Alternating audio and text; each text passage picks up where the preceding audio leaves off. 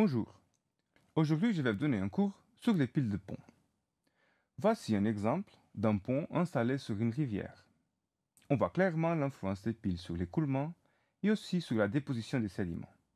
Dans cette vidéo, on voit l'écoulement autour des piles d'un des ponts de la rivière du Rhône à Lyon, en France. Comme on peut l'observer, la présence des obstacles dans l'écoulement cause une perturbation. L'eau va contourner les piles en créant ce qu'on appelle des zones de séparation. Ces zones de séparation causent un effet de réduction de la section initiale disponible pour l'écoulement. Le rétrécissement de l'écoulement provoque une perte de charge en amont. Les tourbillons se forment par l'interaction avec les piles et une perte d'énergie additionnelle se donne avec l'expansion de l'écoulement à l'aval. L'ingénieur doit tenir en compte ces effets pendant ses calculs hydrauliques. Pendant ce cours, on va voir quelques exemples pratiques des piles de pont installées sur le milieu fluvial. Après, on verra en détail comment les piles de pont influencent les écoulements et la morphologie des cours d'eau. Et finalement, on verra des exemples de calculs hydrauliques. On commence par quelques exemples. Voici le cas que vous avez vu au début de la leçon. Cette pile de pont est installée dans une rivière à faible pente, où les sédiments sont surtout fins, comme des siltes et du sable. L'existence des piles de pont provoque, comme j'avais dit avant, une perturbation de l'écoulement avec une réduction de la section et par conséquent une augmentation du niveau d'eau en amont. Cette augmentation du niveau d'eau provoque la diminution de la vitesse de l'écoulement, ce qui induit la déposition des sédiments transportés par l'eau. C'est le cas évident sur la berge gauche de cette rivière. Ici, on a un autre cas d'un pont avec ses piles installées dans le milieu aquatique.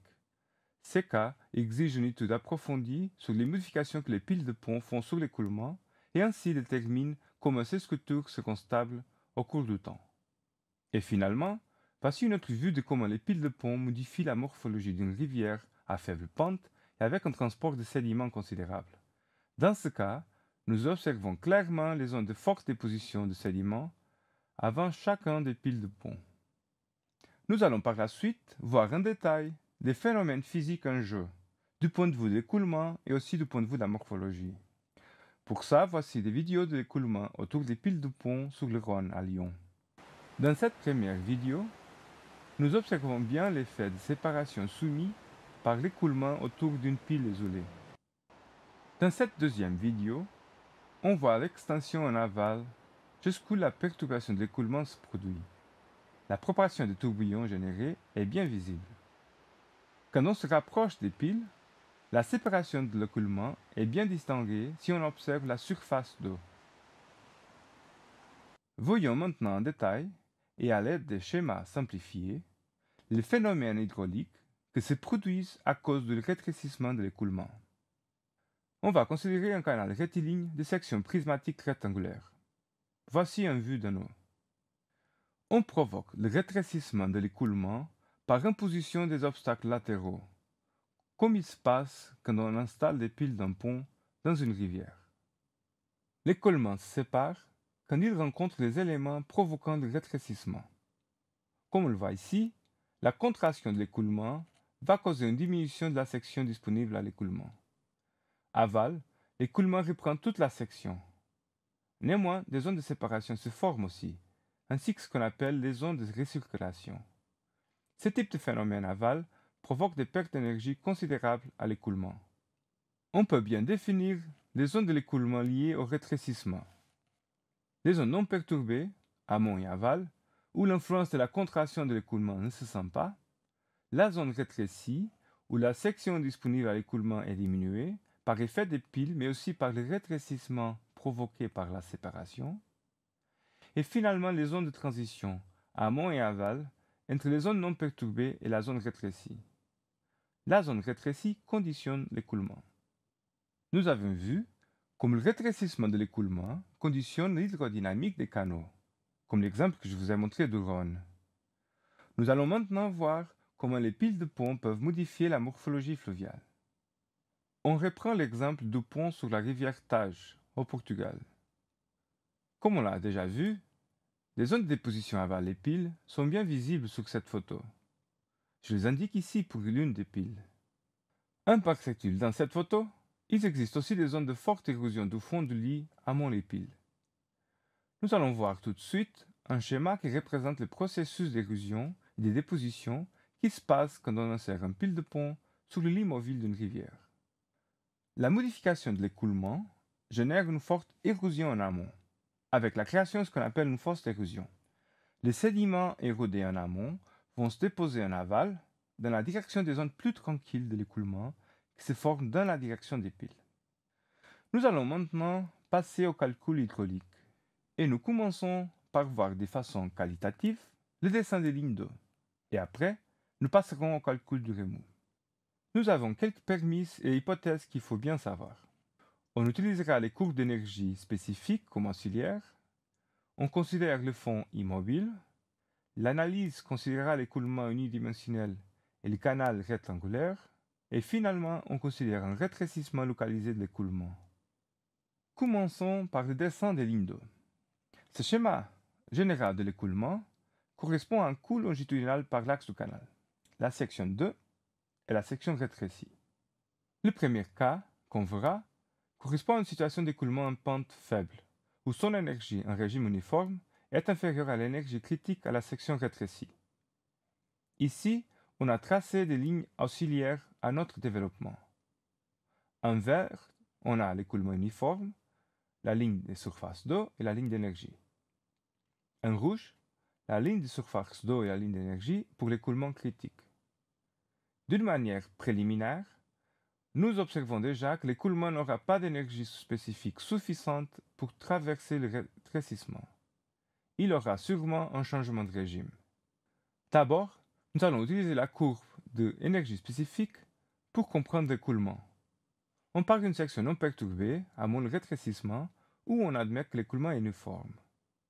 Pour traverser le rétrécissement, l'écoulement doit gagner amont de l'énergie spécifique. La seule façon de le faire dans cette situation est à travers un haussement de la surface d'eau par moyen d'une courbe M1. Avec la réduction de la largeur disponible à l'écoulement, on change graduellement de courbe jusqu'à obtenir l'énergie minimale pour passer.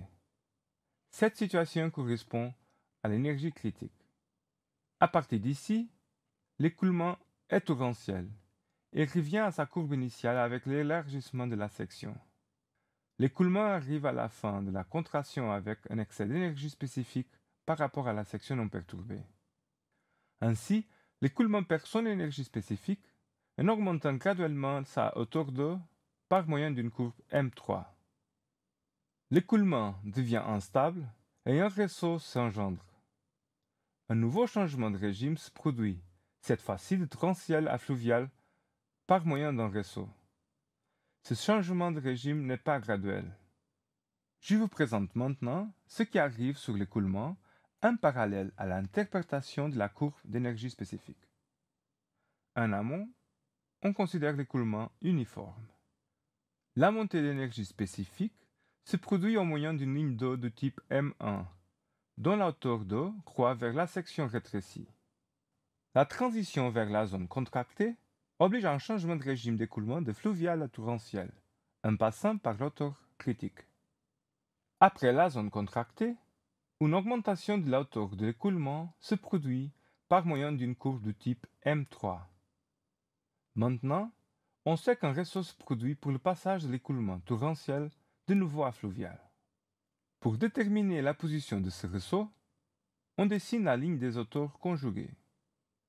L'intersection de la ligne des hauteurs conjuguées avec la ligne qui définit le régime uniforme donne la localisation du réseau. Et voici le résultat final, où la ligne 2 est schématisée en parallèle avec le tracé de l'écoulement sur la courbe qui établit la relation entre la hauteur d'eau et l'énergie spécifique de l'écoulement. Ce type d'écoulement de transition à travers un rétrécissement se dit dénoyé. Voyons maintenant le cas, encore pour une faible pente, mais où l'énergie de l'écoulement uniforme est supérieure à l'énergie critique de l'écoulement dans le rétrécissement. Nous allons faire le même exercice qu'on a fait pour le cas précédent. On utilise toujours la courbe d'énergie spécifique pour comprendre l'écoulement. On commence par considérer la section non perturbée, avant le rétrécissement, où on admet que l'écoulement est uniforme. L'écoulement en régime fluvial est contrôlé par aval. Pour passer la section rétrécie, l'écoulement doit gagner de l'énergie spécifique au moyen de l'augmentation de l'auteur d'eau, ce qui est fait par une courbe de type M1. Avec la diminution de la largeur de la section, on passe à une autre courbe sur le graphique qui correspond à la section minimale. En ce cas, l'énergie dont on arrive à la nouvelle courbe est supérieure à l'énergie critique de l'écoulement. Après la section rétrécie, on passe de nouveau à la courbe initiale et l'écoulement, contrôlé par aval, devient uniforme. Tous ces changements se donnent graduellement, sans changement brusque du régime de l'écoulement. Comme avant, je fais maintenant l'interprétation des changements d'écoulement sur la surface d'eau. La montée d'énergie spécifique amont se donne en moyen d'une ligne d'eau du type M1. La montée d'énergie spécifique amont se donne en moyen d'une ligne d'eau de type M1. Les transitions amont et après la section contractée se donnent graduellement sans que l'écoulement devienne critique. Aval, juste après la transition, l'écoulement est uniforme. Ce type d'écoulement de transition à travers un rétrécissement se dit noyé. Un ressaut ne prend pas place. Nous allons voir maintenant, de manière un peu moins détaillée, deux cas d'écoulement en pente forte. Le troisième cas correspond à une situation où l'écoulement uniforme a moins d'énergie que l'écoulement critique sous la section rétrécie. L'écoulement en amont est torrentiel et considéré uniforme.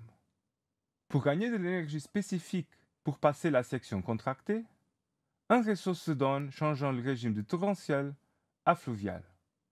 Après le ressaut, par moyen d'une courbe de type S1, l'écoulement continue à gagner de l'énergie jusqu'au rétrécissement. Dans la zone du rétrécissement, une transition graduelle passant par critique se donne. Après le rétrécissement, la hauteur est inférieure à la hauteur en régime uniforme. Une transition graduelle de la ligne 2 se produit avec une courbe de type S3, avec perte d'énergie spécifique jusqu'à la hauteur uniforme. Ce type d'écoulement de transition à travers un rétrécissement se dit dénoyé. On observe un changement de type d'écoulement. Voyons maintenant le cas pour pente forte encore, mais où l'énergie de l'écoulement uniforme est plus grande que l'énergie critique sur la section rétrécie. L'écoulement en amont est torrentiel et considéré uniforme. Avec le rétrécissement et l'élargissement, on change de courbe d'énergie, puis on revient à la courbe d'énergie initiale. Toutes ces transitions se font de forme graduelle. Après la transition, un changement graduel de la ligne 2 se donne avec une courbe de type S2, avec gagne d'énergie spécifique jusqu'à la hauteur uniforme. Ce type d'écoulement de transition à travers un rétrécissement se dit noyé.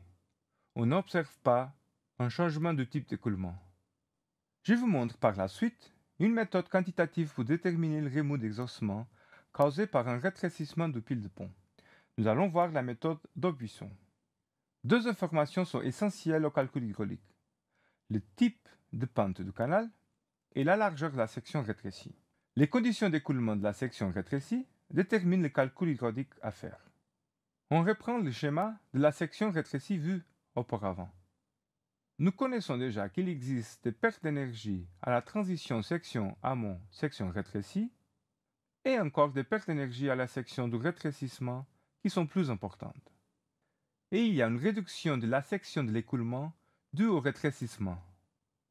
On considère comme cas d'étude un canal à pente faible, où l'énergie de l'écoulement uniforme est supérieure à l'énergie critique dans la section rétrécie. Notre objectif est le calcul de l'exhaussement, c'est-à-dire la différence entre la hauteur d'eau de l'écoulement amont et la hauteur d'eau de l'écoulement dans la section rétrécie. Pour l'utilisation de la méthode d'Aubusson, on a besoin de savoir la largeur du canal rectangulaire, la largeur du rétrécissement et la valeur du coefficient de rétrécissement. On commence par établir l'équation d'énergie spécifique entre la section amont, identifiée avec le chiffre 1, et la section rétrécie, identifié avec le chiffre 2.